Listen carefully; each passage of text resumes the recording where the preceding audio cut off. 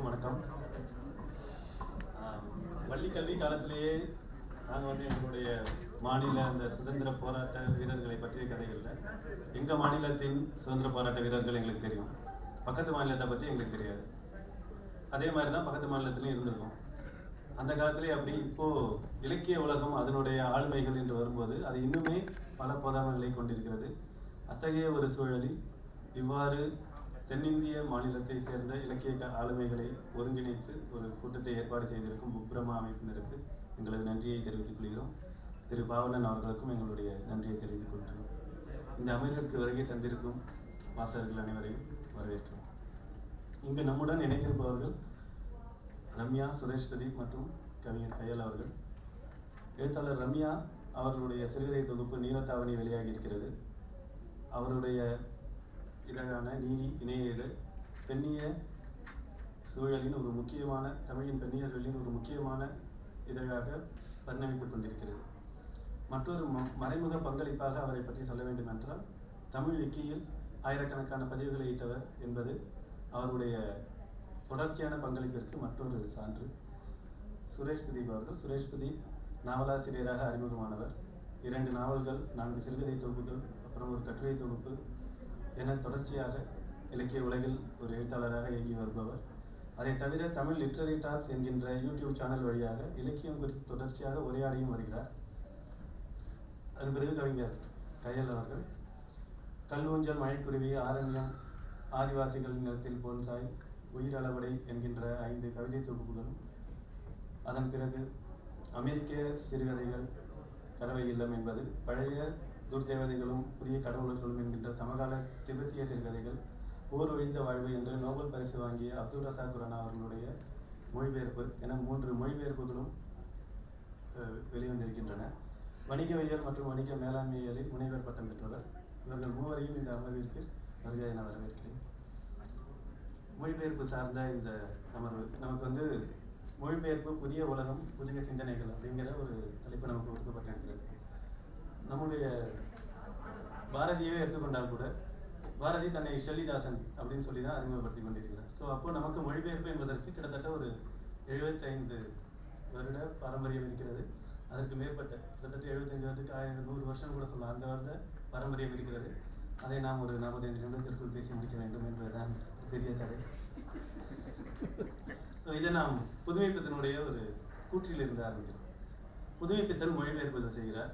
மொழிபெயர்ப்பு செய்து அதற்கு கீழே அவர் ஒரு வரி போடுறார். என்னன்னா, எல்லாம் ஒன்றே என்கின்ற விஸ்தாரமான வேதாந்தத்தை கரைத்து குடித்திருந்தாலும் நமது மன வரம்பை ஒட்டு திண்ணை எல்லைக்கு வெளியே விட விருப்பமில்லாமல் இருப்பவர்களும், உலகத்தில் சொல்ல வேண்டியவை அனைத்தும் 3000 வருடங்களுக்கு முன்பே கங்கை கரையிலும் காவிரி கரையிலும் சொல்லி முடித்து விட்டதாக மமதை கொண்டிருக்கும் அரிசி உணவை உட்கொள்ளும் பிராணிகளும் தங்கள் மனோரதத்தை செலுத்தியவாறு தேச யாத்திரை செய்து, அதாவது தன்னுடைய மனோரதத்தை செலுத்தியாவது தேச யாத்திரை செய்து பார்த்து பிற நாட்டு இலக்கிய பயிற்சி அளிப்பதே நான் மொழிபெயர்ப்பு செய்ததற்கான ஒரு நோக்கம் அப்படின்னு சொல்லி தான் ஒரு மொழிபெயர்ப்பு செய்கிறார்.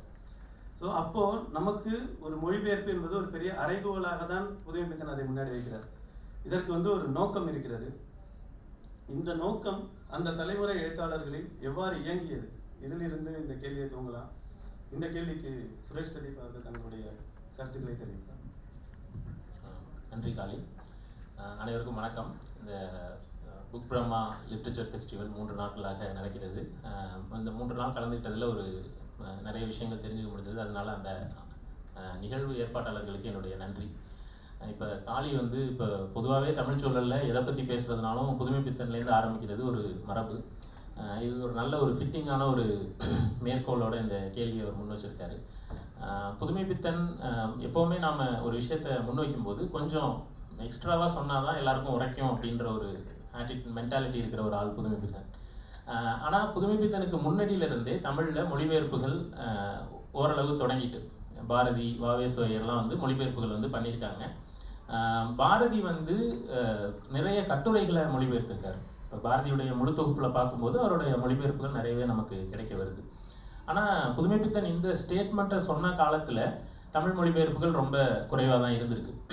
இப்போ புதுமைப்பித்தனுடைய உடனடி அடுத்த தலைமுறை எழுத்தாளர்னு சொல்லக்கூடிய கானா சுப்பிரமணியம், அவர் தான் நமக்கு மொழிபெயர்ப்புகளில் ஒரு முன்னோடியாக இப்போ நமக்கு தெரிகிறார்.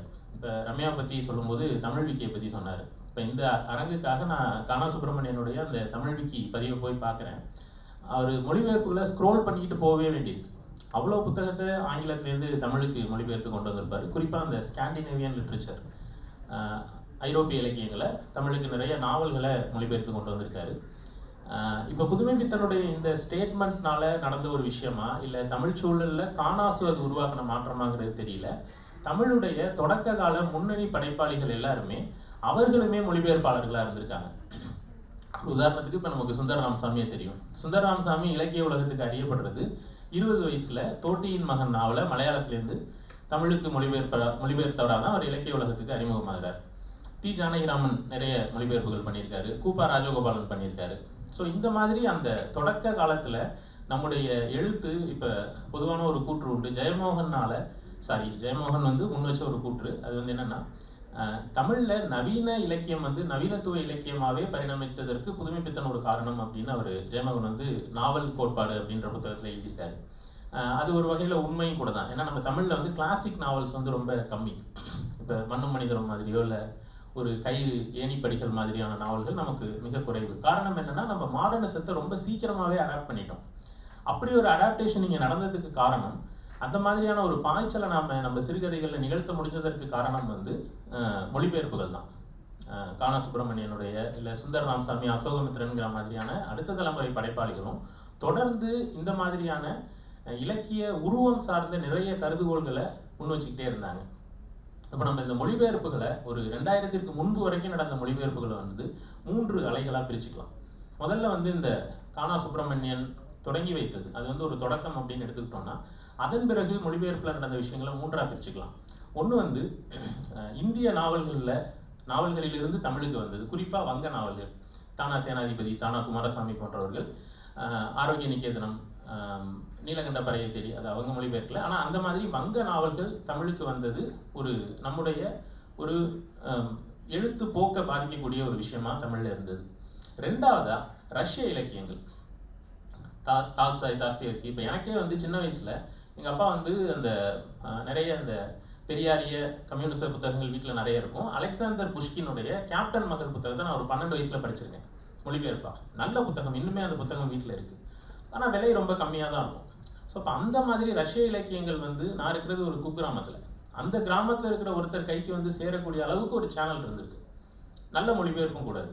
அந்த மாதிரி ஒரு ரஷ்ய இலக்கியத்தை ஒரு அலையாகவே இங்கே மொழிபெயர்த்து கொண்டு வந்தாங்க. அது ஒரு போக்கு. மூன்றாவதா, இதற்கு அப்புறமா இந்த 2 விஷயங்களும் ஒரு 60-70களில் நடக்குதுன்னா, அதன் பிறகு லத்தீன் அமெரிக்க இலக்கியங்கள், சாரு நிவேதிதா, சுரேஷ்குமார் இந்திரஜித் மாதிரியான படைப்பாளிகள் பண்ணியிருக்காங்க. அமரந்தா மொழிபெயர்த்திருக்காங்க, அசதா மொழிபெயர்த்திருக்காரு. இந்த மாதிரி லத்தீன் அமெரிக்க இலக்கியங்கள் 80களுக்கு பிறகு தமிழுக்கு வர தொடங்குது. அப்போ இலக்கியத்தை பொறுத்த வரைக்கும், குறிப்பாக புனை இலக்கியத்தை மட்டும் நம்ம எடுத்துக்கிட்டோம் அப்படின்னா, புதுமைப்பித்தனுடைய இந்த ஒரு கூற்று இருக்கு இல்லையா, மொழிபெயர்ப்பு சார்ந்து தமிழுக்கு ஏதாவது ஒரு இது கிடைச்சிருக்கா, அதன் பிறகு அடுத்த ஒரு 60-70 வருடங்களில் தமிழ் முன்னேறி போயிருக்கா அந்த புள்ளியிலிருந்து அப்படின்னா கண்டிப்பாகவே போயிருக்கு. அது ஒரு நம்ம அந்த விஷயத்த ஒரு பாசிட்டிவாகவே எடுத்துக்கலாம். அவர் சொன்ன அடுத்த 50 வருஷத்தில் நம்ம நிறைய மொழிபெயர்ப்புகள் சார்ந்த நூல்களை உள்ளே கொண்டு வந்து அது சார்ந்த அழகியலையும் நாம் அடாப்ட் பண்ணியிருக்கோம் அப்படின்னு தான் என்னுடைய வாசிப்பில் நான் உணர்ந்திருக்கேன். நன்றி சுரேஷ். ஸோ இப்போ நீங்கள் சொன்னதோட தொடர்ச்சி நீங்கள் சொல்லும்போது என்னென்னா, அந்த ஜேஜே குறிப்புகளுடைய துவக்கமே அப்படின்னா இருக்கும் இல்லையா, ஆல்பர்ட் கான்வே இறந்ததற்கு மறுநாள் ஜேம்ஸ் ஜாய்ஸ் பிறந்தான் அப்படின்னு. ஸோ அந்த அளவிற்கு நம்மகிட்ட ஒரு ஆளுமை வெளிப்பட்டு இருக்கிறார், நமக்கு ஒரு வெளிப்பட்டு. ஸோ சுரேஷ் பிரதீப்புடைய தொடர்ச்சியாக இப்போ அவர் வந்து ஒரு இயக்கமாக முன்னெடுத்தார்களோ இல்லாட்டி அப்படி பண்ணாங்கன்னா, இப்போ அடுத்த தலைமுறை கானாசுக்கு அடுத்த தலைமுறை எழுத்தாளர்களிடம் அது எந்த அளவிற்கு வந்திருக்கிறது அப்படிங்கிறத பற்றியான ஒரு பார்வையை நீங்கள் சொல்ல முடியும்? வணக்கம். சுரேஷ் பிரதீப் சொன்னபோதே நமக்கு வந்து ஒரு பெரிய சித்திரம், கானாசுன்றது ஒரு மையம் மாதிரி மொழிபெயர்ப்பில் செயல்பட்டதை நம்ம பார்க்க முடியும் தமிழுக்கு வழியாக. குறிப்பாக தேவகி குருநாத், அவருக்கு ஒரு செட் ஆஃப் ஒரு பீப்புள் இருந்தாங்க, லதா போன்றவர்கள் இருந்தாங்க. அவருக்கு டெல்லி வரைக்குமான ஒரு தொடர்பு இருந்தது. பெரும் ஒரு இயக்கம் மாதிரி அவர் முன்னெடுத்து மொழிபெயர்ப்புகளை செஞ்சு கொடுத்தாரு.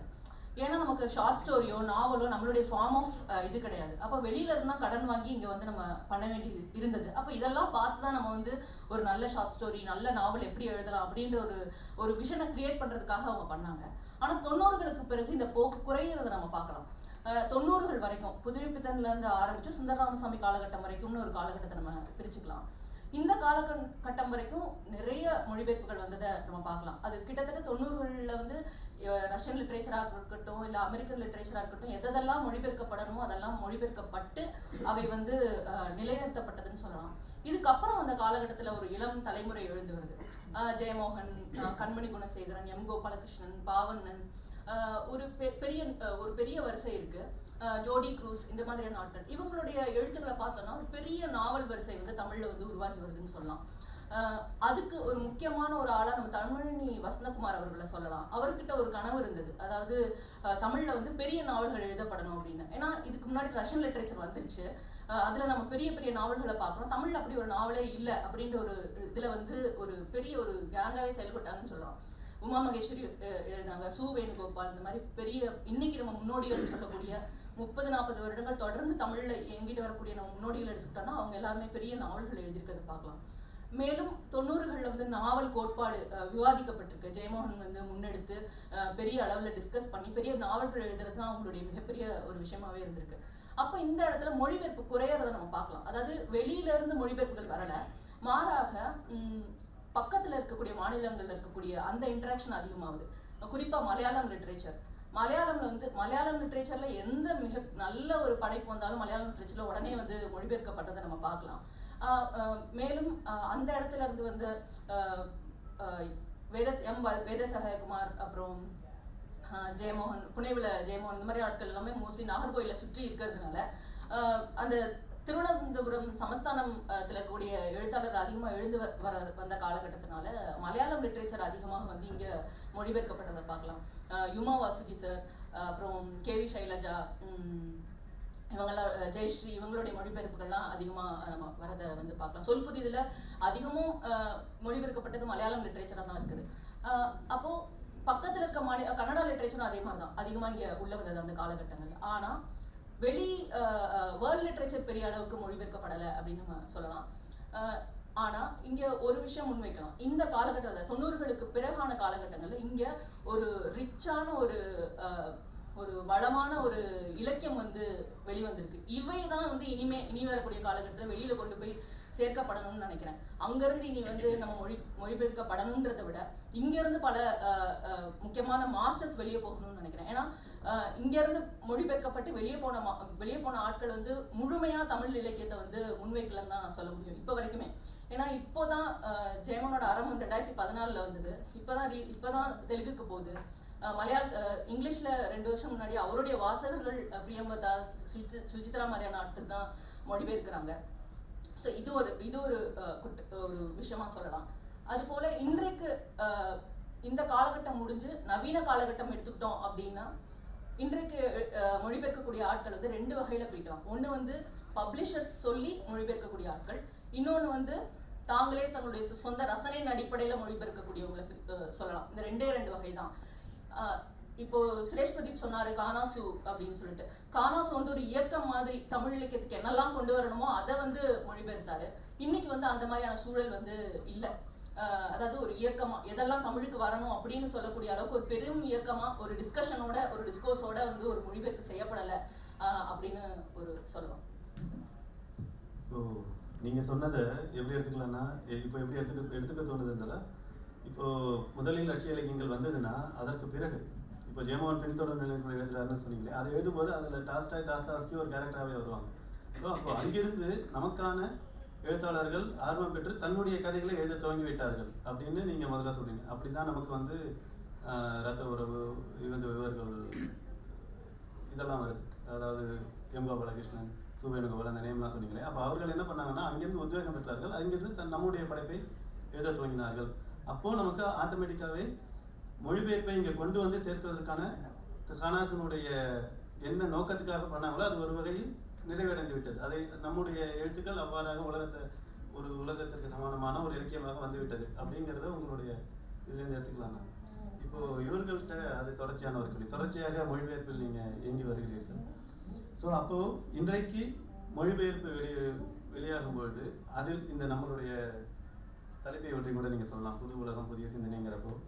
இப்போ இந்த மொழிபெயர்ப்புகள் எவ்வாறு வெளிப்படுகின்றன, அதாவது மொழிபெயர்ப்பிற்கான காரணிகள் சமகாலத்தில் இப்பொழுது தற்போது இப்படி என்னென்ன காரணிகள் மொழிபெயர்ப்புக்காக இருக்கின்றன என்பது குறித்து சொல்லலாம். அனைவருக்கும் வணக்கம்.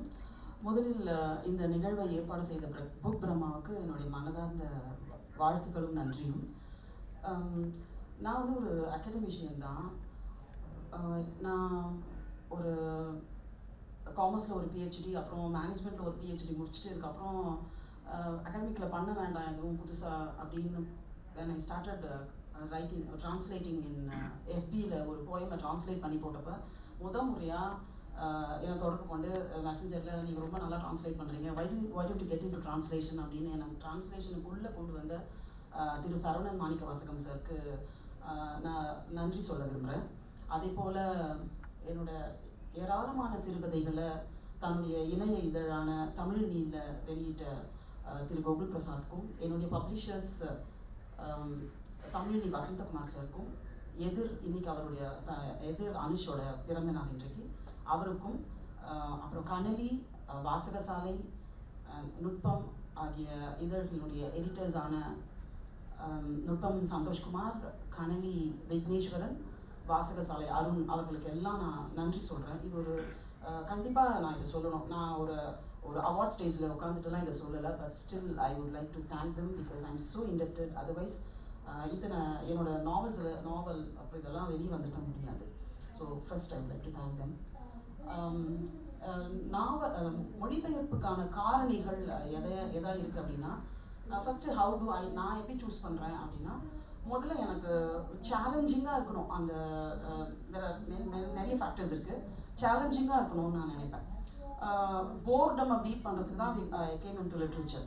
இப்போ நான் ட்ரான்ஸ்லேட் பண்ண போர் ஒழிந்த வாழ்வு அப்துல் ரஸாக் குர்னாவுடைய நாவல் எப்படி இருக்கும் அப்படின்னா, நாவல் முழுக்கவே தொடர்ந்து ஒரு சிங்கிள் பேஜ்லேயே பார்த்தீங்க அப்படின்னா, ஸ்வாஹிலி அப்படின்னு ஒரு பண்டு இன மக்கள், அதாவது சவுத் ஆஃப்ரிக்காவில் இருக்கக்கூடிய பண்டு இன மக்கள் பேசக்கூடிய ஸ்வாஹிலின்னு ஒரு லாங்குவேஜ் இருக்கும். அதில் ஹிந்தி இருக்கும், உருது இருக்கும், லெபனீஸ் இருக்கும், ஃப்ரெஞ்சு இருக்கும், ஜெர்மன் இருக்கும். ஏன்னா அந்த கதை வந்து எல்லா போர் நடக்கிற சமயத்தில் எல்லா இடத்துலையும் ட்ராவல் பண்ணக்கூடிய ஒரு கதை தான். அப்போ அத்தனை சொற்களும் விரவி கிடக்கும் அதில். இதுவே ஒரு சேலஞ்ச். அந்த புக்கை நான் முதல்ல படித்தப்ப கண்டிப்பாக இது நம்ம இதை ட்ரான்ஸ்லேட் பண்ணணும் அப்படின்னு நான் நினச்சேன். ஃபார் எக்ஸாம்பிள், இது எவ்வளவு சேலஞ்சிங்காக இருக்கும் அப்படின்னா, இப்போ ஸ்வாஹிலியில் இருக்கிற வேர்ட்ஸை ட்ரான்ஸ்லேட் பண்ணுறது, அதை ஹிந்தி ட்ரான்ஸ்லேட் பண்ணுறது, உருது ட்ரான்ஸ்லேட் பண்ணுறது, அது சேலஞ்ச் கிடையாது. இப்போ உதாரணத்துக்கு ஹிந்தியில் அல்லது உருதுவில் புழங்கக்கூடிய சில சொற்கள் ஸ்வாஹிலி மொழியில் முற்றிலும் வேறான பொருளை கொண்டதாக இருக்கும். ஒரு உதாரணம் சொல்கிறேன் for time sake, we don't have much of time. உதாரணத்துக்கு பாஷான்ற சொல் வந்து தலைவன் அப்படின்னு தான் பொருள்பட நம்ம வழங்குறோம். ஆனால் ஸ்வாஹிலி லாங்குவேஜில் பாஷா அப்படின்னா அது ஒரு ஹோமோசெக்சுவலை குறிக்குது. அப்போ இது முற்றான வேறு பொருளை தரக்கூடியதாக இருக்குது. இது போல் அப்போ நீங்கள் உருதுல தான் அது மீன் பண்ணுது அப்படின்னு நினச்சி நீங்கள் அதை ட்ரான்ஸ்லேட் பண்ணால் அது அப்படி கிடையாது. அது ஸ்வாஹிலியில் வேற ஒரு பொருளை தருது. ஸோ சேலஞ்சிங்காக இருக்குமா அப்படின்னு நான் பார்ப்பேன். பிகாஸ் ஒரு நார்மலாக மீடியாக்கர் இருக்கக்கூடாதுன்னு நினைப்பேன் நான் எப்போவுமே. அதனால் இதில் கொஞ்சம் சேலஞ்சிங்காக இருக்கணும்னு நினைப்பேன். ரெண்டாவது வந்து நடை, ஆத்தரோட நடை வந்து எனக்கு ரொம்ப முக்கியமாக நான் பார்ப்பேன். சமகாலம், ஏன்னா இப்போ நான் ஐசக் வாசரிஸ் சிங்கர், டால்ஸ்டாய், செக்கோவ், அப்புறம் ஃப்ளானரி ஓகார்னர், இது போல் நிறைய பேர் ரைட்டிங்ஸ் எல்லாம் நான் ட்ரான்ஸ்லேட் பண்ணியிருந்தாலும் சமகாலத்தில் நான் சொல்ல வரும்போது யமகா மொஷித்தோ உடைய ஒரு பி ஹனி அப்படின்னு ஒரு ஸ்டோரி நான் ட்ரான்ஸ்லேட் பண்ணேன். அதில் ஒரே ஒரு கதை தொடங்கும் போது ஒரு லைன் இருக்கும், இடையில் அதை பற்றி ஒரு லைன் இருக்கும், முடிவில் ஒரு லைன் இருக்கும், அவ்வளோதான். அந்த ரீடிங் இன் பிட்வீன் லைன்ஸ்ன்ற மாதிரி தான் முக்கியமான விஷயம் இது. அதில் வந்து ஒரு தோழி இன்னொரு தோழிக்கிட்ட லாசா டி மாயோ அங்கே ஒரு பேரணி நடக்குது, நீ வரியா, இதுதான் அங்கே அந்த கொஸ்டின் கதை தொடங்குறப்ப. நடுவில் வந்து அந்த பேரணி பற்றி நான் என்னால் போக முடியல அப்படின்ற மாதிரி இருக்கும். அதுக்கப்புறம் அந்த பேரணியை வந்து ஒரு லைன் எழுதிப்பாங்க, அவ்வளோதான் இருக்கும் அந்த கதையில். ஆனால் அந்த கதை ஆக்சுவலாக அந்த கதை வேற விஷயங்களை பேசினாலும் அது என்ன அப்படின்னா 1977 இருந்து எல்லா வியாழக்கிழமைகளும் அந்த ஊரை சேர்ந்த நாட்டை சேர்ந்த தாய்மார்கள் ஒரு ஒயிட் ஸ்கார்ஃப் அணிந்து கொண்டு அந்த இடத்த சுற்றி வராங்க. ஏராளமானவர்கள் வராங்க. என்ன எதுக்காக வராங்க அப்படின்னா, ஒரு இராணுவத்தினருடைய அத்துமீறலால் பல வருடங்களுக்கு முன்பாக காணாமல் போய்விட்ட தங்களுடைய குழந்தைகளின் நிலை என்ன என்ற கேள்வியோட, எந்த பதாகையெல்லாம் எதுவுமே கிடையாது, அமைதியாக அவங்க அதை டிமாயோவை சுற்றி வராங்க. இதை சொல்லக்கூடிய ஒரு கதை. அப்போ இந்த நடை என்னவென்றால், இது வந்து ஒரு வரலாற்றை எல்லாரும் மறந்துவிடக்கூடிய ஒரு வரலாற்றை இன்னமும் இப்போதும் ஒரு இராணுவ ஒரு அடக்குமுறை இருக்கிறது என்றால் இந்த கதை நினைவுக்கு வருகிற அளவுக்கு ஒரு நடை.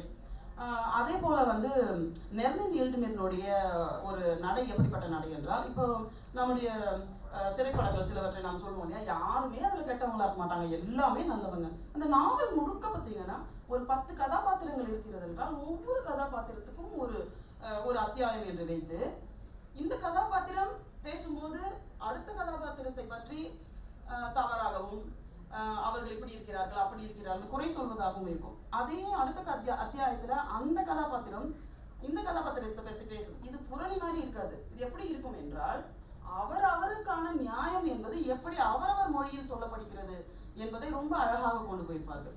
இப்படி சமகாலத்தில் இருக்கக்கூடிய நிறைய மொழிபெயர்ப்புகள்ல இருக்கக்கூடிய ரைட்டிங் ஸ்டைல். மூன்றாவது முக்கியமாக நிறைய காரணிகள் இருக்கிறது. மூன்றாவது காரணியோட நான் முடித்துக்கொள்கிறேன். மூன்றாவது நான் முக்கியமாக பார்க்கறது என்ன அப்படின்னா, apart from all other things, என்னுடைய கருத்தியலுக்கு அந்த நாவலோ அல்லது கதையோ அது ஏற்றதாக இருக்கிறதா என்று. Because I am not like, நான் மனசில் ஒன்று நினச்சிக்கிட்டு வெளியே ஒன்று பேசுகிற சுபாவம் எனக்கு கிடையாது. அப்போ சில பேர் சொல்லுவாங்க, maybe translators job is to translate, whatever the author writes you translate. அப்படி என்னால் பண்ண முடியாது.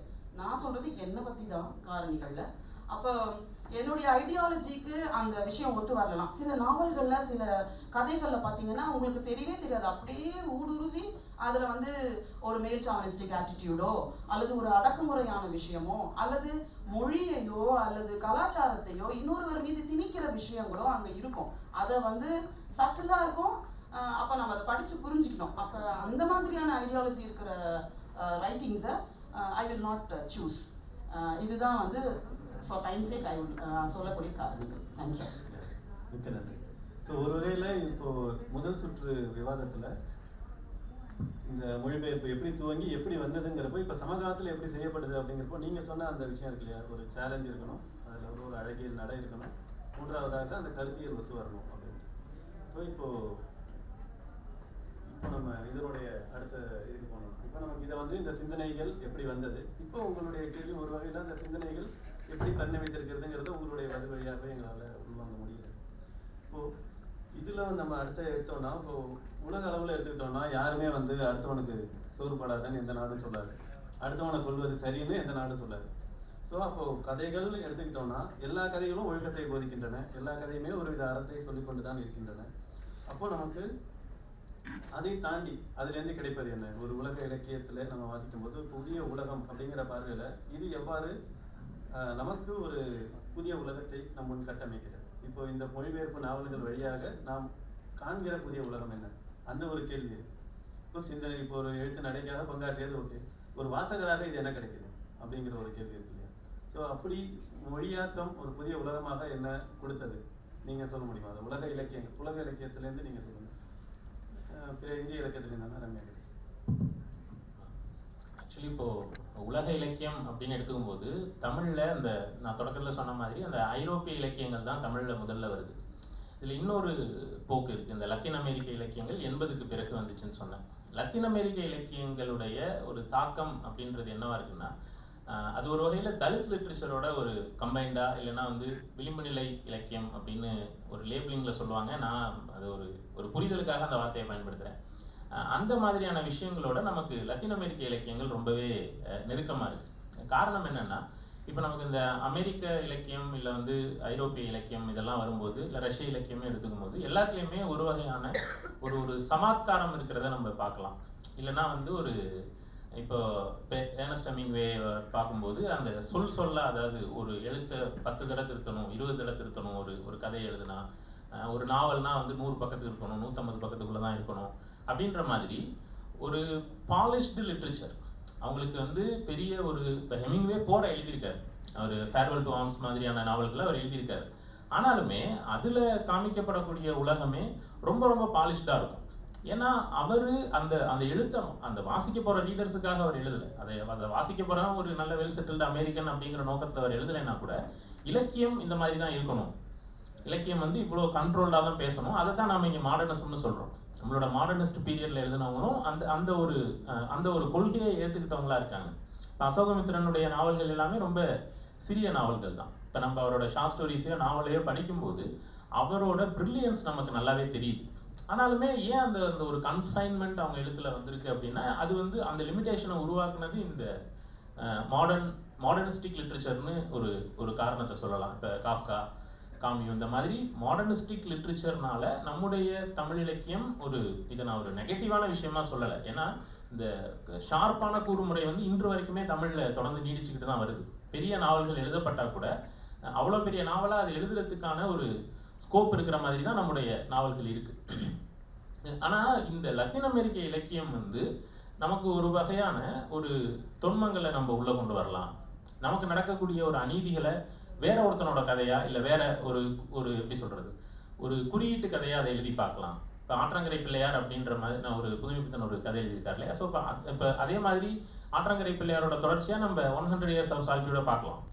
ஸோ அப்போ ஆனால் அந்த நாவல் வரும்போது தான் ஓகே, இதை நாவலாக கூட விரிச்சு எழுதலாம், அந்த அளவுக்கு ஸ்கோப் இருக்கிற ஏரியாங்கிறது நமக்கு புரிய வருது. ஸோ அப்போ அந்த லத்தீன் அமெரிக்க இலக்கியம் வந்து ஒரு வகையில் இப்போ இவங்க ரம்யா சொன்னாங்கல்ல, இந்த ஆலிசூல் உலகு, சுவேணுகோபாலுடைய நுண்ணொலி கிரகணங்கள், இந்த மாதிரி நாவல்லாம் வர்றதுக்கு நேரடியாக உதவி பண்ணிச்சா அப்படின்னா இல்லை. நேரடியாக அவங்க வந்து, ஏன்னா இவங்கெல்லாம் லத்தீன் அமெரிக்க இலக்கியத்தின் மேலே ஈடுபாடு இருக்கிற எழுத்தாளர்கள்னு சொல்ல முடியாது.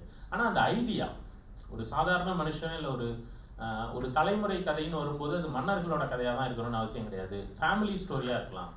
அந்த ஃபேமிலியுமே வந்து ஐடியல் ஃபேமிலியாக இருக்கணும்னு அவசியம் இல்லை. இப்போ மண்ணு மனிதனுக்கும் ஆலிசூல் உலகுக்கும் என்ன வித்தியாசம்?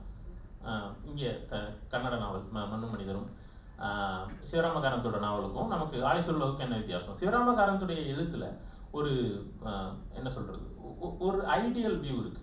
அந்த குடும்பத்தில் நடக்கக்கூடிய விஷயங்கள் எல்லாமே இப்போ அந்த குடும்பம் இன்னைக்கு நம்ம எல்லாருமே இங்கே இருக்கிற ஒரு 90% பேரோட குடும்பம் அப்படி தான் இருக்கு. அங்கே வரக்கூடிய பிரச்சனைகள் எல்லாமே ஒரு சாதாரண குடும்பத்தில் வரக்கூடிய பிரச்சனை, ஒரு விவசாய குடும்பத்தை அவர் அதில் ரெப்ரசன்ட் பண்ணுறாரு. ஆனால் ஆலிசூல் உலகில் வரக்கூடிய பிரச்சனைன்றது வேற, ஏன்னா அது கடல் சமூகம். அப்போ அங்கே வந்து மரணம் அப்படின்றது, அவர் அந்த நாவலில் முதன்முறையாக மரணம்னு ஒன்று உள்ளே வரும்போது எப்படி இருக்குன்னா, அது ரொம்ப நமக்கு அதிர்ச்சியை கொடுக்குற மாதிரி இருக்கு. அந்த தனுஷ்கோடியில் அந்த போட்டு போகுது, மொத்தமாக இறந்துடுறாங்க அப்படின்றது அந்த கில்பர்ட் பார்த்து அவன் அதுக்கப்புறம் அவனோட லைஃபே போயிடுது. 10 வயசுல அவன் பார்க்குறான், அவன் ஒரு செதஞ்சு போயிட்டான். ஸோ இந்த மாதிரியான சிதைவுகளை எழுதலாம் அப்படிங்கிற மாதிரியான ஒரு சேனலை உருவாக்கி கொடுத்ததுல இந்த லத்தீன் அமெரிக்க இலக்கியத்துக்கு ஒரு பெரிய பங்கு இருக்குன்னு நினைக்கிறேன். ஸோ அந்த வகையில் நம்ம அந்த உலக இலக்கியத்தில் இந்த லத்தீன் அமெரிக்க இலக்கியம் நம்முடைய இன்றைய இலக்கிய போக்கில் ஒரு பெரிய தாக்கத்தை செலுத்துது. அது மாதிரி மாய யதார்த்தமும் நமக்கு நம்முடைய மாய கதைகளை வந்து இங்கே அந்த மாய யதார்த்த கதைகள்னால நமக்கு நிறைய இருக்கு. நமக்கு ஒரு பெரிய புராணிக் ஹிஸ்ட்ரியே இருக்கு இல்லையா. அந்த புராணிக் ஹிஸ்ட்ரியிலிருந்து நம்முடைய புராணங்களை ஒரு மாதிரி உள்ளே கொண்டு வர முடியும் அப்படின்றத ப்ரூவ் பண்ணியிருக்காங்க. நமக்கு அந்த மாதிரி ரைட்டர்ஸும் இருக்காங்க. இப்போ ராமருகன், பாவங்கடேசன் மாதிரியான எழுத்தாளர்கள்லாம் அதை எப்படி இங்கே உள்ளே கொண்டு வர்றாங்க அப்படின்றதும் நமக்கு அந்த ஒரு தொடர்பு இருக்கு. ஸோ இப்போ இன்னொன்று வந்து என்னென்னா, இப்போ நம்ம ரஷ்ய இலக்கியத்தில் ஒரு பணியை பற்றிய ஒரு வர்ணனை வருது அப்படின்னா, அவங்களுக்கு பணியை பற்றிய ஒரு வர்ணனை வருதுன்னா, இங்கே நம்ம மாதிரி தமிழ்நாட்டில் இருக்கிறவங்களுக்கு சின்ன வயசில் ஒரு வெட்டுக்கிளி கதையை கேட்குறோம். வெட்டுக்கிளி குளிர்காலத்தில் அதுக்கு உணவு கிடைக்காதுன்னு ஒரு கதை, சேமித்து வைக்குது, எறும்பு வந்து சேமித்து வைக்குது, இப்படியான ஒரு நீதி கதையை நம்ம படிக்கிறோம். நமக்கு அப்போ தோணுது, எனக்கு என்ன தோணுச்சுன்னா, அப்போ குளிர்காலத்தில் ஏன் இவங்களுக்கு கிடைக்காது? குளிர்காலத்தில் நம்மளும் தானே போகிறோம், வெளில போகிறோம், சாப்பிட்றோம், ஏன் ரஷ்யாவில் மட்டும் கிடைக்காது? நமக்கு ஒரு காலத்தில் புகைப்படத்தை பார்க்குறது தான் தெரியுது, ஓகே அங்கே பனிக்காலங்கிறது வேற. நம்ம நினைக்கிற இந்த ஒரு தஞ்சாவூரில் பார்த்த பனி இல்லை, அங்கே பீட்டர்ஸ்பர்க்கில் பெய்கிற பனி அப்படிங்கிறது நமக்கு புரியுது. ஸோ இப்படி ஒரு நிலக்காட்சி நமக்கு கொடுக்குற ஒரு மாயம்னு ஒன்று இருக்குது. எஸ்ராவுடைய எழுத்துக்கள் தொடர்ச்சியாக அவர் மண்டியிடுங்கள் தந்தையில் ஒரு நாவல், அது தஸ்தாவஸ்கி ஒரு கதாபாத்திரமை அவரை வைத்து ஒரு நாவல் தமிழில் எழுதப்படுது. அந்த அளவிற்கு அந்த ரஷ்ய நிலம் வந்து ஒன்று பண்ணுது. பல தொகுப்பு வந்திருக்காரு. சர்க்காவின் மீது பனி பெய்கிறதுலாம் அவர் எழுதியிருக்காரு. ஸோ அந்த பனி பெய்தல் அப்படிங்கிறது இவங்களோடது கூட இருக்கு இல்லையா, அருண்மொழி நங்கை கூட பனி வருவதில்லை. ஸோ இப்படி அந்த நிலம் ஒரு இதை உருவாக்கிட்டு தான் இருக்கு. நமக்கு அது ஒரு புதிய உலகம் தான், ஒரு விதத்தில் அது நமக்கு ஒரு புதிய உலகத்தை காமிச்சிட்டு தான் இருக்கு. இது உலகத்துலேருந்து வச்சுக்கலாம். இப்போ இந்தியாவில்னு எடுத்துக்கிட்டிங்கன்னா நமக்கு சட்டமும் ஒன்று தான், இந்தியா ஒரே இபிகோ தான் எல்லா ஸ்டேட்டுக்கும். நம்மளுடைய அறம் தர்மம் எல்லாமே கிட்டத்தட்ட ஒன்றா இருக்கிறப்போ பிற மாநில எழுத்துக்கள் நமக்கு வருது. ஒரு வங்கம், கன்னடம், மலையாளத்திலேருந்து வரும்போது அது எந்த வகையில் தமிழுக்கு புதிதாக இருக்கிறது, அந்த அதில் என்ன வித்தியாசம் இருக்கிறது, அது நமக்கு என்ன புதிய உலகத்தை காட்டியதுன்னு தோணுது. நீங்களும் சொன்ன மாதிரி வங்காளத்துலேருந்து வந்திருக்கு, கன்னடாலேருந்து வந்திருக்கு, மலையாளத்துலேருந்து வந்திருக்கு. தெலுங்கு அந்த அளவுக்கு வரல. நம்ம நார்த்தன் சைடு ரொம்ப பெரிய அளவுக்கு கான்சென்ட்ரேட் பண்ணுறதில்ல. இங்கே நவீன இலக்கிய சூழல் பொறுத்த வரைக்கும் ரொம்ப இண்டிவிஜுவலிஸ்டிக்காக தனி மனிதனுடைய பிரச்சனைகள், அதில் இருக்கக்கூடிய நுணுக்கங்கள், அதில் இருக்கக்கூடிய ரொம்ப இன்டெப்த்தாக போக ஆரம்பிக்கிறாங்க. ஆனால் வங்காளத்துலேருந்து ஒரு குடும்பம் சார்ந்த ஒரு விஷயத்தை படிக்கும்போது, ஏன்னா இண்டிவிஜுவல் தனி கிடையாது, ஒரு குடும்பம்ன்ற ஒரு அமைப்புக்குள்ளே இருக்கான். அப்புறம் வரலாறு சார்ந்தும் நம்ம எல்லாரும் ஒரே காலகட்டத்தில் இருக்கிறோம். அப்புறம் பண்பாடு, அது பண்பாடு பின்புலத்தில் வச்சு, அப்புறம் உளவியல் சார்ந்து, இப்படி பெரும் பரப்பில் வச்சு ஒரு இண்டிவிஜுவல் பர்சனை, ஒரு குடும்பத்தை அப்படி பார்க்கக்கூடிய நாவல்கள் வந்து நம்மளுக்கு ஒரு பெரிய மாற்றத்தை ஏற்படுத்துன்னு சொல்லலாம். இப்போ பெண்ணெழுத்தை வந்து இப்போ தமிழில் பெண்ணெழுத்துன்னு வைக்கும் போதே ஜெயமோகன் முன்வைக்கிறது ஆஷா பூர்ணாதேவி தான் அதோடைய உச்சம்னு சொல்லிடுறாரு. அப்போ இங்கே ஏன் அப்படின்னு நம்ம வந்து கம்பேர் பண்ணி பார்க்கும்போது அதோடைய டிஃப்ரென்ஸ் நம்ம புரிஞ்சுக்க முடியுது. ஸோ இங்கேருந்து நம்ம எங்கே போய் ரீச் பண்ணியிருக்கணும் அப்படின்ற இதவே வந்து நம்ம வங்காளத்தில் வச்சு தான் நம்ம வந்து ஒரு இது ஒரு என்ன சொல்கிறது, ஒரு கம்பேரிசன் பண்ணிக்கிறோம். ஸோ அந்த அளவுக்கு இந்திய அதேமாதிரி தான் பைரப்பாவோடதாக இருக்கட்டும் இதெல்லாம்.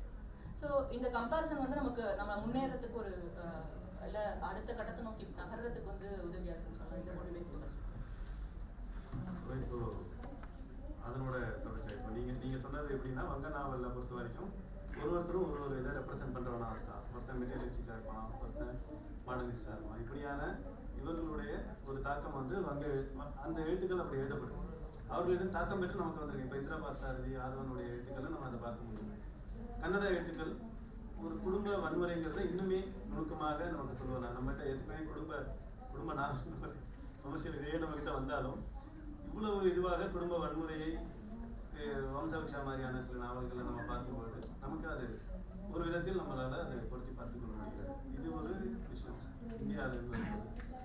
இப்போ மொழிபெயர்ப்பாளர் கையில். ஸோ இப்போ நீங்கள் கிட்டத்தட்ட ஒரு திபெத்திய இதை இங்கே கொண்டு வரீங்க. அது நமக்கு தமிழ் நிலம்ல ஒரு இந்திய நிலம், இந்தியாவுக்கு பக்கத்தில் தான் இருக்குது. நார்த் ஈஸ்ட் கதைகள் நமக்கு வருது இல்லையா, அது கிட்டத்தட்ட திபெத்திய நிலத்தை அப்படி எடுத்துக்கலாம். ஸோ உங்களுக்கு இந்த மொழிபெயர்ப்பை தேர்ந்தெடுக்கும் போது இந்திய இதை சார்ந்து என்னென்ன சவால்கள் வருகின்றன, அதை நீங்கள் எப்படி எதிர்கொள்கிறீர்கள்? உங்களுடைய தனிப்பட்ட அபிப்பிராயம் அல்லது சக மொழிபெயர்ப்பாளருடைய அனுபவம் இருந்தாலும் நீங்கள். ஸோ இதை நான் ஜென்ரலாகவும் ஒரு சவால்கள்னு பேசுகிறேன், அதுக்கப்புறம் நான் சந்தித்த சவாலும் அப்படின்னு எடுத்துக்கலாம். இப்போ அடிப்படையாக மொழிபெயர்ப்பில் இருக்கக்கூடிய நிறைய சவால்களோட முக்கியமான ஒரு சவால் என்னன்னா, இப்போ மூல ஆசிரியர் வந்து ஸ்பானிஷில் எழுதியிருப்பார், அதுக்கப்புறம் அது வந்து இங்கிலீஷில் ட்ரான்ஸ்லேட் ஆகிருக்கும், அப்புறம் அது தமிழுக்கு வரும். அதே போல் எல்லா லாங்குவேஜில் இருந்தும் ஃப்ரெஞ்ச், இங்கிலீஷ் அப்படி, அப்புறம் பர்ஷியன், உருது, ஹிந்தி, அப்புறமா தமிழ், இப்படி வரும்போது எந்த இடத்துல அது நீர்த்து போயிருக்குதுன்னு கண்டுபிடிக்க முடியாது.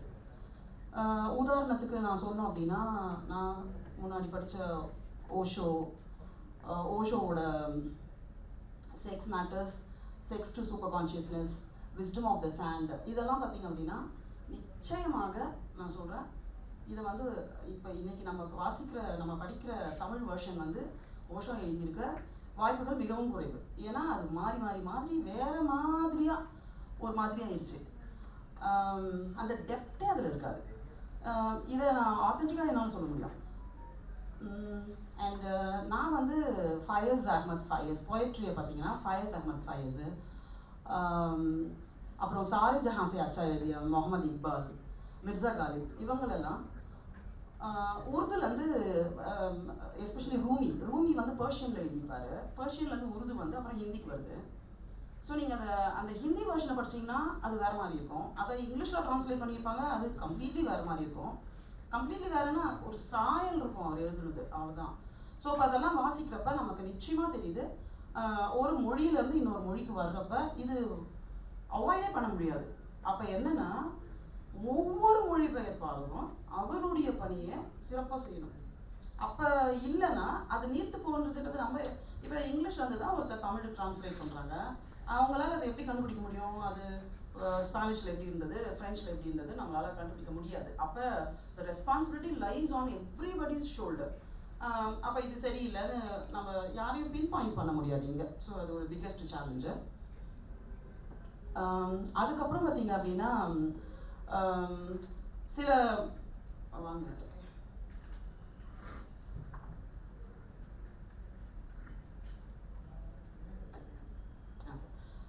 நான் வந்து தமிழில் தூய்மையான தமிழில் மொழிபெயர்க்கணும் அப்படின்னு நினைப்பேன். தூய்மையான தமிழ்னா ஆங்கிலம் கலக்காமையாவது மொழிபெயர்க்கணும்னு நினைப்பேன். ஆனால் நிறைய நேரங்களில் அதற்கு ஈடான அல்லது அதை உணர்த்தக்கூடிய அந்த டோனில் இருக்கக்கூடிய ஒரு சொல் வந்து நிறைய நேரங்கள் கிடைக்காது. ஒரு உதாரணம் நான் சொல்கிறேன், ஏன்னா இது எல்லாமே என்னோடய எக்ஸ்பீரியன்ஸு. இப்போ ஆஸ்கர் வைல்டோட டைட்டில் மாடல் மில்லினியர், இதை வந்து நான் தமிழ் இன்னைக்கு மொழிபெயர்க்கிறப்ப நானும் கோகுல் பிரசாத்தை கொஞ்சம் நேரம் பேசுகிறோம், கோகுல் பிரசாத் சாரும் இதை கொஞ்சம் நேரம் பேசுகிறோம். இப்போ மாதிரி அப்படின்னு இதை எப்படி மொழிபெயர்க்க முடியும்? அப்போ மாதிரி லட்சாதிபதினு மொழிபெயர்த்தா அது நல்லாவே இல்லை, லட்சாதிபதி மாதிரின்னு மொழிபெயர்த்தா அது வேறு மாதிரி இருக்குது. அப்போ இந்த சிக்கல் இருக்கு இல்லையா, இது நிறைய நேரங்களில் தூய தமிழில் மொழிபெயர்க்கணும் அப்படின்னு நான் முயற்சிக்கிறப்ப இதெல்லாம் நான் ஃபேஸ் பண்ணியிருக்கேன். அதுக்கப்புறம் வந்து இந்த மொழி பரிச்சயம் இருந்தால் மட்டும் ஒரு டிரான்ஸ்லேட்டருக்கு பத்தவே பத்தாது. ஸோ நீங்கள் செறிவான ஒரு சொற்தேர்வு கண்டிப்பாக இருக்கணும். அப்புறம் இன்னும் ரொம்ப முக்கியமான ஒரு விஷயம், சிலது வந்து பெட்டர் லெஃப்ட் தட் வே அப்படின்ற மாதிரி சில கதைகள்லாம் பார்த்தீங்கன்னா டிரான்ஸ்லேட்டபிளாகவே அது இருக்காது. நீங்கள் என்ன தலையால் தண்ணி குடித்தாலும் அதனுடைய ஒரிஜினல் அழகு வந்து நீங்கள் டிரான்ஸ்லேட் பண்ணும்போது நம்ம அதை செதுச்சிடுவோம், வாய்ப்புகள் நிறையா. அந்த மாதிரி ஏரியாக்குள்ளே போகவே கூடாது. இப்போ ரிசர்ச் கேண்டிடேட்ஸ்க்கெல்லாம் நாங்கள் சொல்வது உண்டு, ஃபீஸிபிலிட்டின்றது ரொம்ப முக்கியம். நான் அதை செஞ்சிருவேன் இதை செஞ்சிருவேன் நம்ம அது உள்ள எதிலையா நுழைஞ்சி அதை சொதப்புறதை விட பாசிபிளா whether it is feasible to do அப்படின்றத முதல்ல பார்க்கணும். அது ஒரு உண்மையான ஒரு சேலஞ்சு. அண்ட் தென் நாவலை மொழிபெயர்க்கிறப்ப இது டு பி ரொம்ப ஒரு கதை மொழிபெயர்க்கிற மாதிரி கிடையாது. இப்போ நாவலை மொழிபெயர்க்கிறப்ப அந்தந்த நிலத்துக்குரிய ஒரு வரலாறுன்னு ஒன்று இருக்கும். இப்போ நீங்கள் சொன்னீங்க பாருங்கள், தஞ்சாவூரில் பெய்கிற பனி வேற, அதுபோல் அவர்களுடைய தட்பவெப்ப சூழல் எப்படி இருக்குது, அவங்க உண்ணும் உணவு எப்படி இருக்குது. இப்போ ரோஸ்டட், ராயல், இந்த மாதிரி டிஃப்ரெண்ட் வேர்ட்ஸ் இருக்கும். அதில் அந்த உணவை ஏன் அவங்க அவிச்சு உண்ணுறாங்க, இதை ஏன் வறுத்து உண்ணுறாங்க, ஏன் இந்த டைமில் இதை உண்ணுறாங்க, இது போல் நிறைய விஷயங்கள் இருக்கும். அதுபோல் அவர்களுடைய கலாச்சார பின்னணி என்ன, இந்த மாதிரி இது எல்லாத்தையும் நாம் ஸ்ட்ரைட்டாக ஒரு நாவலை போய் அப்படியே மொழிபெயர்த்த முடியாது. நேற்று நான் பேசிகிட்டு இருந்தப்ப கூட சொன்னேன், ஒரு உரையாடல் நடக்கிறப்ப ஒரு பேஜ் ஃபுல்லாக ஒரு உரையாடல் இருக்குது, ஒரு 5 கதாபாத்திரங்கள் பேசுது அப்படிங்கும்போது டபுள் கோட்ஸில் ஒரு லைனாக வந்துகிட்டே இருக்குது. திடீர்னு ஏதோ ஒரு பர்டிகுலர் லைனில் டபுள் கோட்ஸு டாட் அவ்வளோதான். அது எந்த கதாபாத்திரத்தின் மௌனம் அப்படின்னு நமக்கு தெரியணும். அப்படின்னா அதை நாம தான் புரிஞ்சுக்கணும்.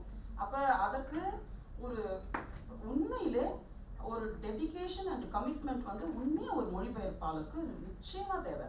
இல்லைன்னா நீங்கள் எதை சொன்னாலும் படிக்க போகிற வாசகர்கள் வந்து இது அவங்களுடைய மௌனம் தான் போடுறது அவங்க நினச்சிப்பாங்க. அவங்களுக்கு எப்படி தெரியும்? அப்போ நீங்கள் முழுக்கவே ஒரு இந்த கதாபாத்திரத்தின் மௌனமாக தான் இருக்கும் அப்படின்னு நாம் புரிஞ்சுக்கிட்டு ட்ரான்ஸ்லேட் பண்ணணும். அப்புறம் எனக்கு டைம் இருக்குமான்னு தெரியல, நான் 2 விஷயங்கள் சொல்லிடுறேன். To you have time? Okay.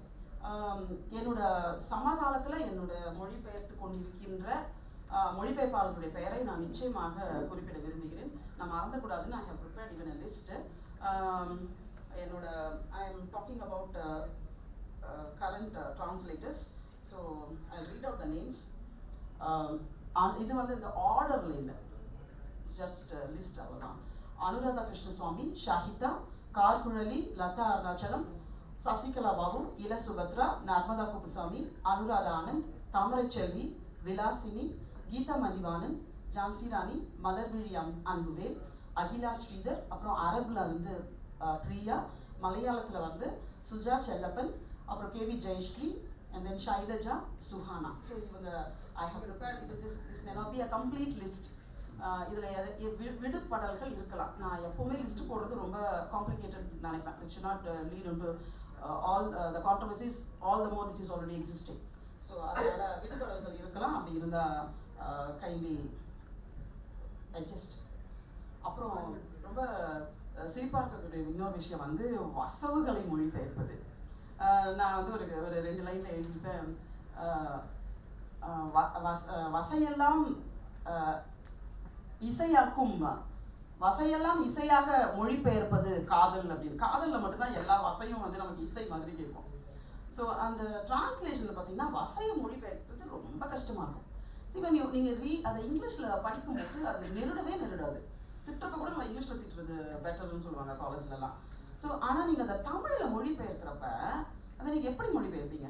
இது நிறைய தடவை நான் யோசிப்பேன். இப்போ ஒரு ஆர்ட்ரோல்கான நாட் ஆர்ட்ரோல்கா, அதாவது ஒரு டீசெண்டாக டீசென்ட் இனஃப் ஸ்டோரியாக அது வந்துகிட்டு இருக்கும். திடீர்னு ஒரு வசை வருவாங்க.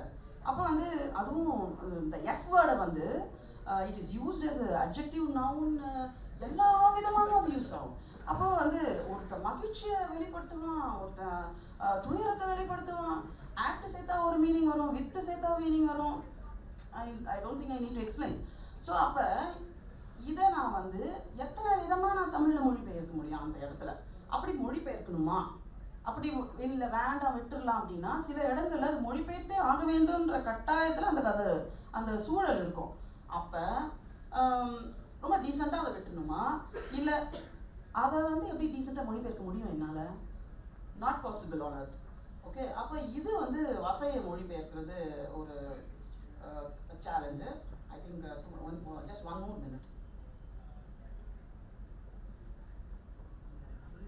கிடைத்த சந்தர்ப்பத்தை முழுமையாக பயன்படுத்தி விட வேண்டும் என்று நினைப்பதனால் இதெல்லாம் நடக்கிறது.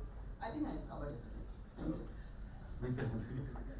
ஸோ இப்போ இவங்க சொன்னாங்கல்ல சார், வசையை மொழிபெயர்ப்பது, ஒரு நாவலில் வருகிற வசையை மொழிபெயர்ப்பதே கடினமாக இருக்குது. இப்போ இதுக்கு நீங்களும் சொல்லலாம் என்ன, இந்த மாதிரி சூழலில் நீங்கள் ஒரு கவிஞராகவும் இருப்பதால் இப்போ நம்ம ஒரு கவிதையை மொழிபெயர்க்கும்போது அதுக்கு நிலம் கிடையாது, எதுவும் கிடையாது. ஒரு கவிதையை மொழிபெயர்க்கும்போது அதில் என்னென்ன இருக்குது? இப்போ நீங்கள் மொழிபெயர்ப்பு கவிதைகளை வாசித்ததை வைத்து இதனுடைய பின்புலத்தை சொல்ல முடியுமா? நீங்கள் அதை முழுமையாகவும் உள்வாங்குகிற ஒரு விஷயம் இருக்கிறதா? இதில் நீங்களும் கருத்து. இப்போ கவிதைகளை மொழிபெயர்ப்பதற்கான சாத்தியம், இப்போ நாவலில் நீங்கள் இவ்வளவு அசாத்தியங்கள் இருக்குன்னு சொல்லும்போது இதே ஒரு கவிதையை மொழிபெயர்ப்பதில் இன்னுமே நிறையா இருக்கும். அதில் இன்னுமே ரீடிங் பிட்வீன் லைன்ஸ் இருக்கும், இன்னுமே சப்ஜெக்ட் ஆப்ஜெக்ட் இல்லாமல் கூட சில கவிதைகள் இருக்கும். அந்த மாதிரியான ஃபர்ஸ்ட் நீங்கள் சொல்லுவீங்களா? நடுவில் இந்த சேலஞ்சஸில் சொல்ல வேண்டிய ஒரு விஷயத்தை விட்டு, இது ஃப்ராட் 420 தான். இது நடுவில் வாங்கி பேசிடுறது என்ன அப்படின்னா, நமக்குள்ளே இருக்கிற ஒரு கவிஞன் அல்லது ஒரு எழுத்தாளன் வந்து அப்படியே குச்சி வெளியே வந்துடுவான் அதை ட்ரான்ஸ்லேட் பண்ணும்போது. அப்போ நம்ம என்ன பண்ணணும்னா ஷட்டப்னு சொல்லி அப்படி உட்கார வைக்கணும். அதை இல்லைன்னா நீங்கள் யூ வில் பி ரைட்டிங். இப்போ ஸ்டூடெண்ட்ஸ் எல்லாம் வந்து நான் போர்டில் எழுதும்போதே சொல்லுவேன், this is the theory of this particular person. நீ ஒரு தியரி எழுதாத, உன் தியரி நீ எழுதுனீங்கன்னா உன் பேரை தான் எழுதணும், கீழே பீட்டர் ட்ராக்கர்லாம் போடக்கூடாது அப்படின்னு. அது போல் நாம் எழுத ஆரம்பிச்சிடுவோம் அந்த கதையை. அப்போ நமக்குள்ளே இருக்கிற அந்த எழுத்தாளர் வெளியே வந்துடக்கூடாது. அப்போ டிரான்ஸ்லேஷனில் வெரி வெரி இம்பார்ட்டண்ட் என்ன அப்படின்னா, நாம் கொஞ்சம் அழகுபடுத்தலாம் அப்படின்னு செறிவுபடுத்தலாம் அப்படின்னு இறங்கி எழுத்தாளர் சொல்லாததெல்லாம் அங்கே சொல்லிடக்கூடாது. யாருக்கு தெரிய போகுது?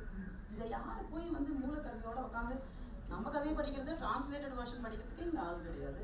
இதை யார் போய் மூலக்கதையோடு படிக்க போகிறாங்க அப்படின்னு மேபி பத்திரிகையில் அனுப்பும்போது மேபி எடிட்டர் படிப்பாங்க, மேபி தான். அது கூட படித்தாலும் அது ரெண்டுத்தையும் செக் பண்ணுறதுக்கு ரொம்ப வாய்ப்புகள் குறைவு. செக் பண்ணாலும் கண்டுபிடிக்கிறதுக்கு குறைவு. நம்மளுக்கு ஒரு ரிலையபிலிட்டி, நம்ம மேலே ஒரு நம்பகத்தன்மை இருக்கும்ல, அதனால். ஆனால் அப்படி பண்ணவே கூடாது.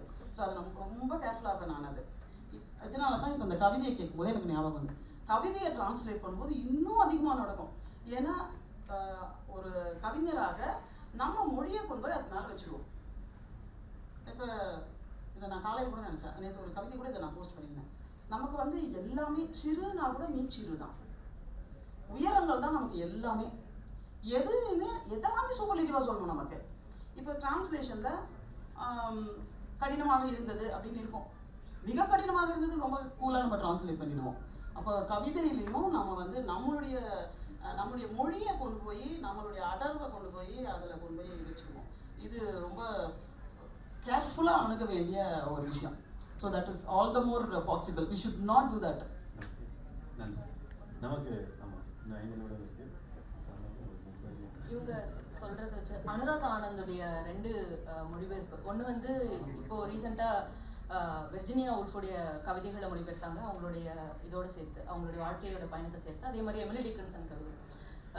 ரெண்டுத்துலேயுமே நாங்கள் பார்த்ததுன்னா சோல்ஃபுல்லான ஒரு மொழிபெயர்ப்பு. அதாவது என்னன்னா அவங்க மொழிபெயர்க்கிறது எல்லாமே வந்து அவங்க எந்த அளவுக்கு பேஷனேட்டாக அந்த பர்சனை விரும்புகிறாங்களோ அந்த அளவுக்கு அந்த பர்சனை வந்து மொழிபெயர்க்க தேர்ந்தெடுப்பாங்க முதல்ல. அதுக்கப்புறம் அவங்க வாழ்க்கைக்குள்ளையாக இருக்கட்டும், இல்லை அவங்களும் ஒரு கவிதைகள் எழுதுகிறவங்க தான். ஸோ அவங்க அந்த வகையில் ஒரு சோல்ஃபுல்லாக ஒரு பர்சன் வந்து டிரான்ஸ்லேட் பண்ணும்போது இன்னும் ஆத்தென்டிக்காக இருக்குன்னு நினைக்கிறேன். ரெண்டாவது இன்னும் ஒரு கவிதை இல்லை, ஆனால் நரேன் வந்து நீலிக்காக தொடர்ந்து மொழிபெயர்ப்புகள் செஞ்சுட்டே வராரு. அவர் தேர்ந்தெடுக்கிற கதைகள் வந்து எப்படின்னா என்ன கதையை தேர்ந்தெடுக்க போறாரு அப்படின்றது வந்து எனக்கு ஒவ்வொரு தடவையும் பார்க்கறதுக்கு ஆர்வமா இருக்கும். ஏன்னா அவர் வந்து யாரோ சொல்றதை தேர்ந்தெடுக்கிறதில்ல. அவர் சமகாலத்துல அவர் வாசிச்சு பல ஒரு 10-20 படிக்கிறாருன்னா அது எது வந்து தமிழ் சூழலுக்கு அறிமுகப்படுத்தப்படணும் அப்படின்னு நினைச்சு தேர்ந்தெடுப்பாரு. ஸோ சோல்ஃபுல்லாகவும் பேஷனேட்டாகவும் மொழிபெயர்ப்புல இருக்கிறவங்க தான் வந்து நல்ல மொழிபெயர்ப்புல கொடுக்க முடியும்.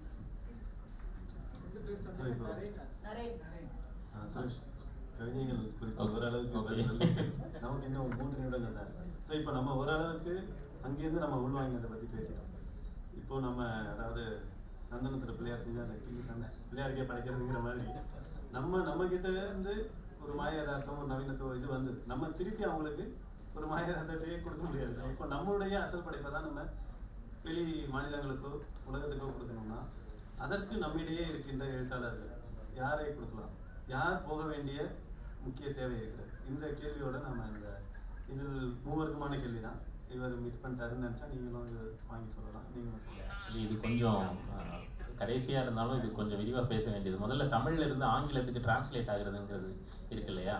இதில் வந்து நான் இது ஒரு லிஸ்ட் பார்த்தேன். அது மட்டும் இல்லாமல் ஏன்னா தமிழ்ல இருந்து ஆங்கிலத்துக்கு போகிறதுல இருக்கிற ஒரு சின்ன இடர் என்ன அப்படின்னா, நாம் இப்போ தமிழர்களாக இருந்து கொண்டு ஒரு இல்லை சொந்த மொழியில் இருக்கிற படைப்பை நம்ம சொந்தமாக வாசித்த படைப்பை ஆங்கிலத்துலேயும் போய் படிக்க மாட்டோம். அது நமக்கு தேவையும் இல்லை.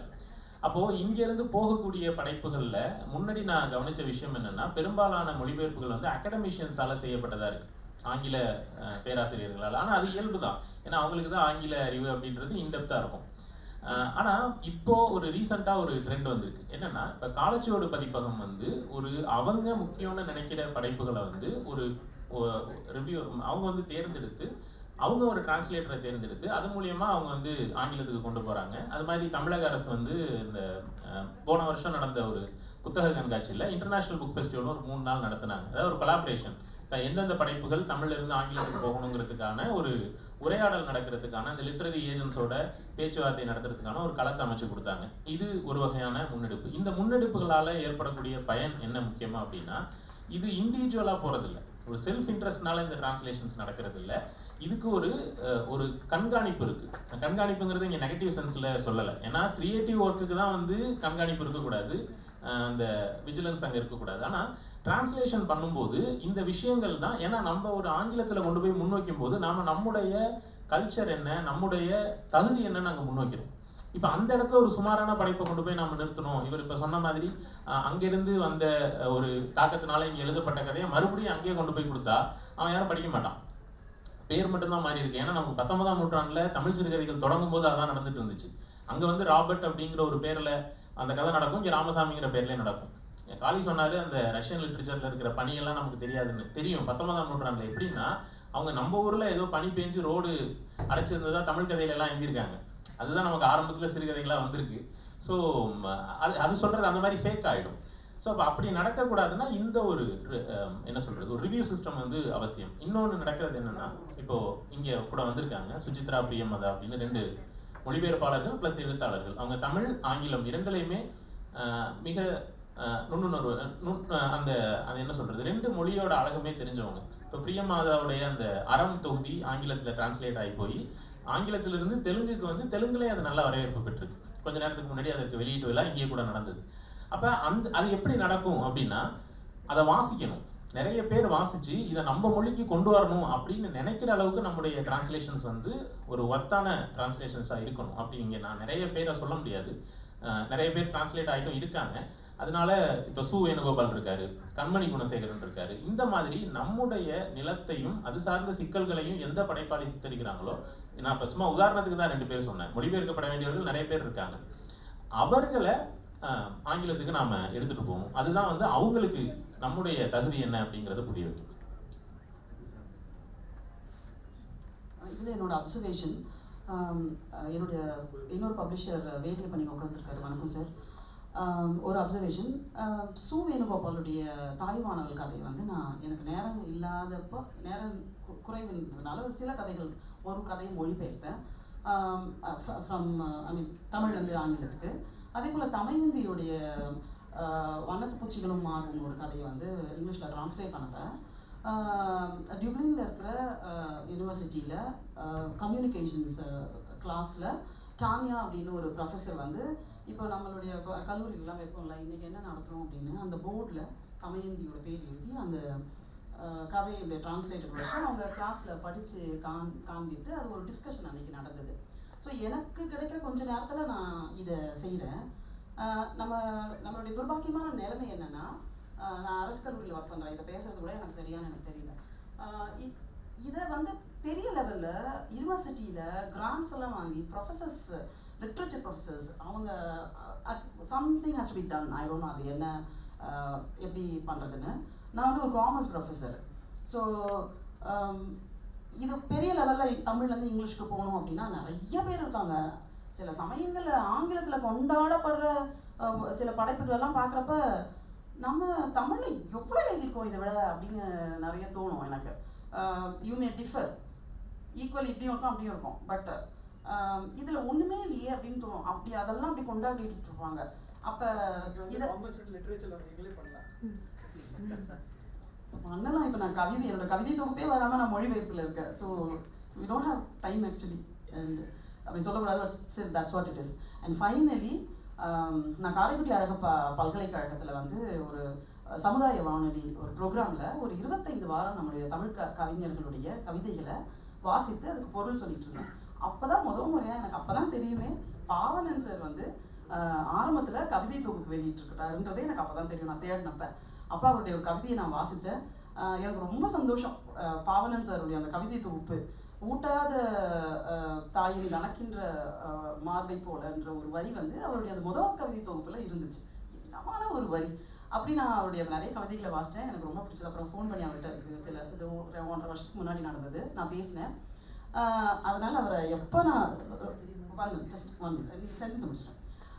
எப்போ பேசினாலும் கவிஞர்னு தான் சொல்லுவேன். ஸோ அந்த கவிஞரை வந்து இந்த கதை கட்டுரை அதெல்லாம் எழுதி அந்த கவிதையே இல்லாமல் போயிடக்கூடாதுன்னு அவர் ஒரு விண்ணப்பம் வைத்து நன்றி சொல்லி விடைபெறுகிறேன். நன்றி.